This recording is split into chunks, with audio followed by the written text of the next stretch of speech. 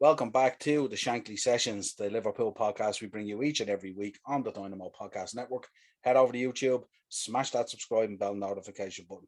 And of course, while you're over there, drop a like on all the videos and always support us. Joining me tonight for the Liverpool Burnley match reaction, my sidekick who was always on the trips to Liverpool with me, Ben. How we doing, Ben?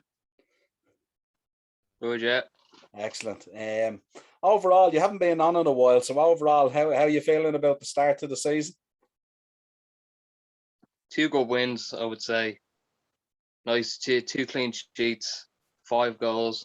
Couldn't really ask for anything more. No, absolutely not. But this is, of course, your Liverpool Burnley reaction from early today. Solid enough win, 2-0. Probably should have been a lot more goals. Mane had a number of chances. Salah had a couple of chances. But as you were saying to me while watching the match, he generally doesn't score against Burnley. But what was your overall thinking on today's performance?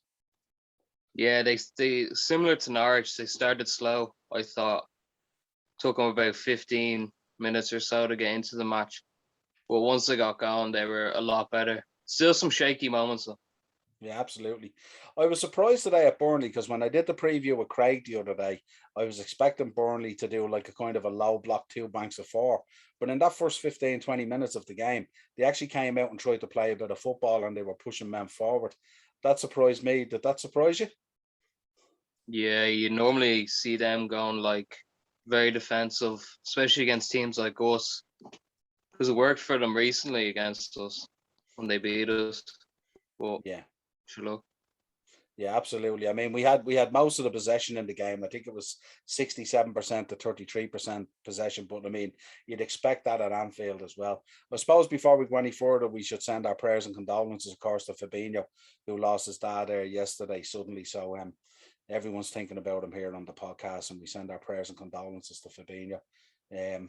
We still haven't got a kind of escaped out of that bad luck yet that's been hanging over us from last season. So unfortunately, he lost his father yesterday. In terms of shots on target, we had 8 and they had 3. So we had the lion's share of the shots on target. Again, you would expect that, and off target as well, double figures compared to them. It's just, I don't know what it is. It's kind of like we're playing really, really well. We're really, really solid, but we're just not clinical enough in terms of taking those chances. And Craig has expressed a concern when he's been on the show that, like, if you don't take those chances and be clinical, you may not get as many chances when you come up against the better teams. And of course, we have Chelsea coming up next week. So you're not going to get as many chances against Chelsea or create as many. So you have to be more clinical when those chances do come about. What you're thinking on that? Yeah, I'd agree. There's like 8 shots, only 2 goals. It's not like a great conversion. But like then again, like it's the Premier League, you're not going to score 4 every game. So like you kind of expect that. But yeah, I said they do miss a lot. They miss a lot of chances, which they really should be scoring. I think. Yeah. How would you feel about Tsimikas on the side taking over from Robbo, who was out injured? He's done well, hasn't he? Yeah, he's good. He's good. Good backup. Like he definitely could play. Like if Robbo was like, I'd fully have faith in him if Robbo was injured for a good amount of time. Like he could play for most Premier League teams, I think. Yeah, absolutely. I was also really I was really impressed with the kind of the way we've used the kind of a mix of players so far. So in the 2 games, we've used a lot of players already. So we're not necessarily sticking to the core 11. We've been able to bring subs on. I mean, it's nice to think that, like, when you look to the sideline, you've Bobby Firmino there who can come on, and various other players. Joe Gomez was going to come on today and stuff like that. So we've kind of gone from having no defenders most of last season to now that we have an abundance of riches in defending and stuff like that. So it's nice to see that as well, isn't it? Have those options. Yeah, if you had took like a screenshot of the bench in like last December or something to like now, the quality is so much different. Like Kanate on the bench, he hasn't even played, and he's like meant to be very good. Like Joe Gomez, like you said, like Minamino, he's a decent player. Bobby, like Yeah, great good backup options. there. Yeah, great options at the moment. I said to Craig on the preview the other day as well that if we were going to score from a cross, that the cross would have to be inch perfect, and the goal came exactly like that.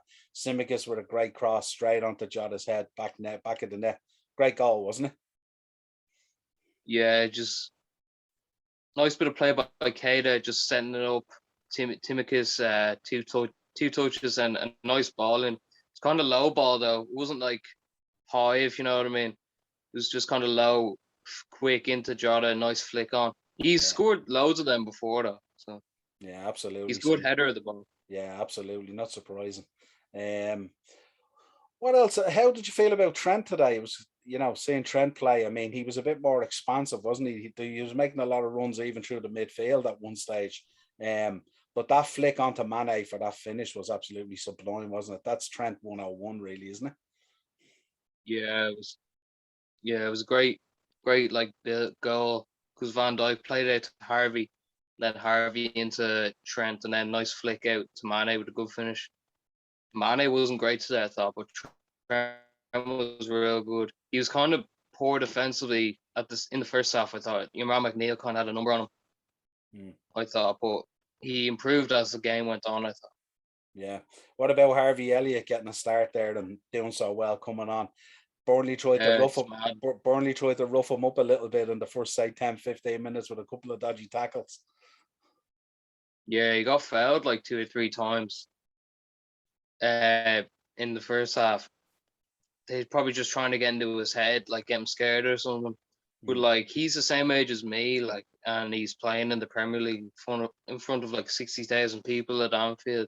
Almost got an assist for Salah just offside. But like he looks the real deal. Like he looks like he could play Premier League football.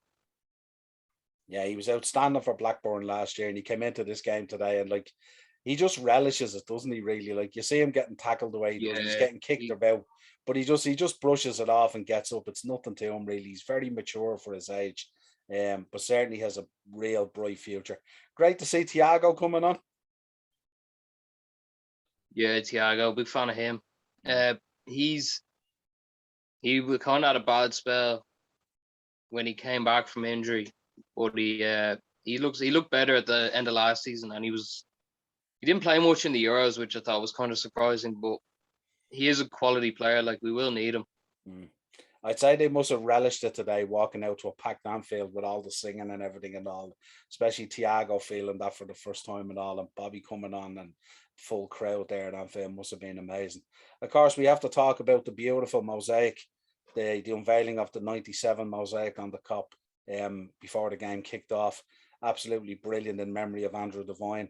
This is the kind of brilliant stuff that Liverpool does all the time, and it was great. Jordan Henderson laying the wreath in the middle of the pitch, and then before the match kicked off, he took the wreath and brought it and put it behind the goal in front of the Kop, which I thought was a beautiful touch, really, to Andrew's memory. Yeah, it was nice to see.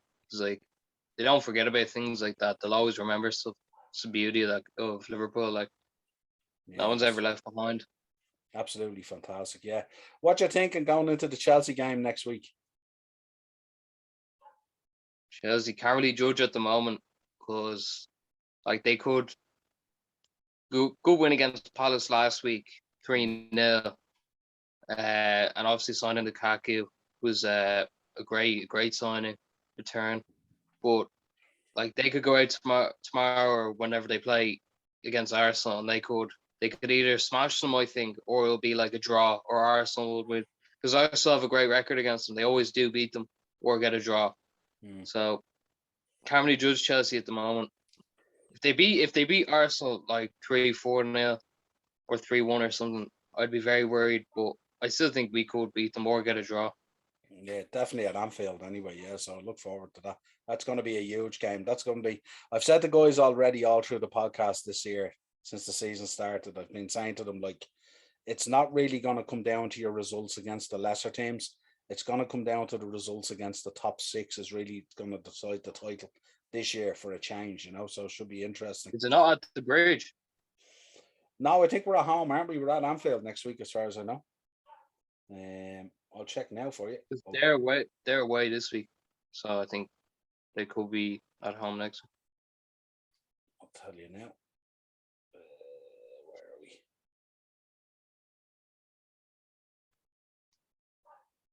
No, we're at home. It's the 5:30 game at home on Anfield. Okay. Yeah, I knew we were at home. I was just double checking that just to make sure. Yeah, no, we're at home next week.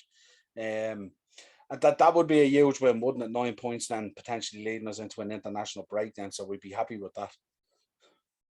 Yeah, it would be a good win, but I don't know if we will win because I think it could be a like a 1-1 draw or something. I think it'll be cagey enough.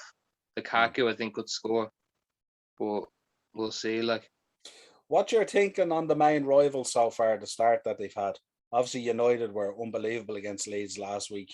Trip to St Mary's tomorrow. That should be interesting. You'd expect them to beat Southampton.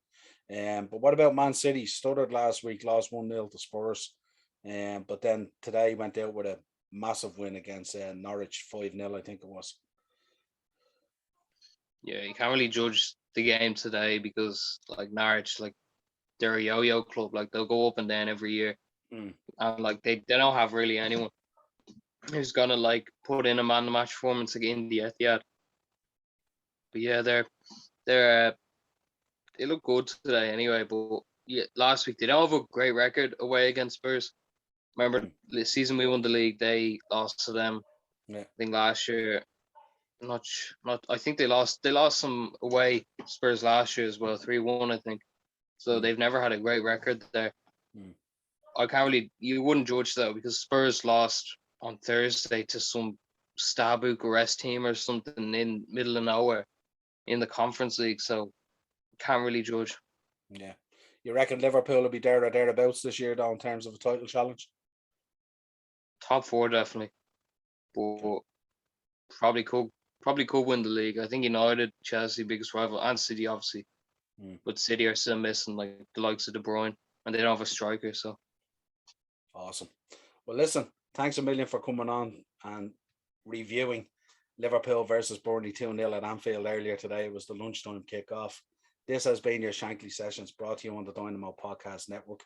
If you'd like to contact the show, you'll get us on the upper tier on Instagram and Facebook, or if you want to contact us on Twitter at _upper_tier on Twitter. Let us know your comments down below. Ben, absolutely fantastic having you back on the show.